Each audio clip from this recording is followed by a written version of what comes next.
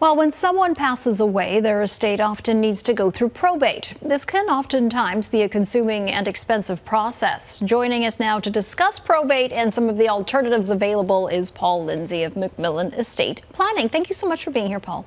Pleasure. Thanks for having me, Jennifer. Now, we do hear a lot about this concept of probate. For those of our viewers who are not perhaps aware of exactly what it means, could you give us a quick overview? Yeah, of course. Probate is essentially a process.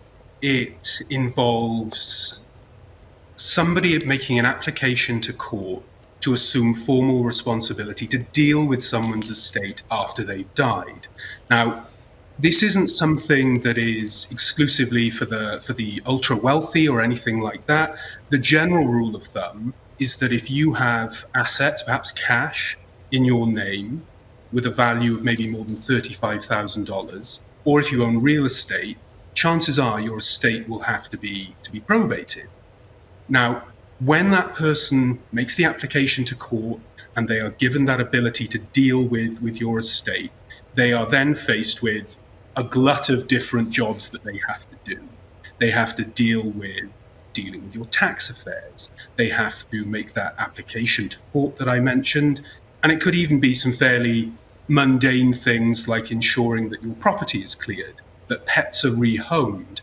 It really does have the potential to be an administrative nightmare, quite frankly. Mm-hmm. You said it could be an expensive process as well. Do you have any idea? Yeah, I mean, the sort looking at will include things like legal fees, perhaps, accounting fees. But beyond that, the issue, of course, that we have here in BC is that when someone dies, the provincial government will come along and say, okay, how much is this estate worth? And then what they will very kindly do is they will say, okay, we're going to take a probate fee from you, equivalent to 1.4% of the value of your estate. Now, I'm not suggesting I'm a math genius, but obviously for every $1 million of value you have, your estate will be losing $14,000 to the provincial government. All right. This is quite the task that you've sort of outlined. So are there any alternatives available to families to make it easier? Yes, there are. And that really stems from the way that you plan your estate, the way that you design your estate, because there are strategies that you can use so that the estate doesn't actually have to go through probate. And the magic of that, of course, is we get rid of that admin, we get rid of some professional fees, and we're going to be able to eliminate those provincial probate fees.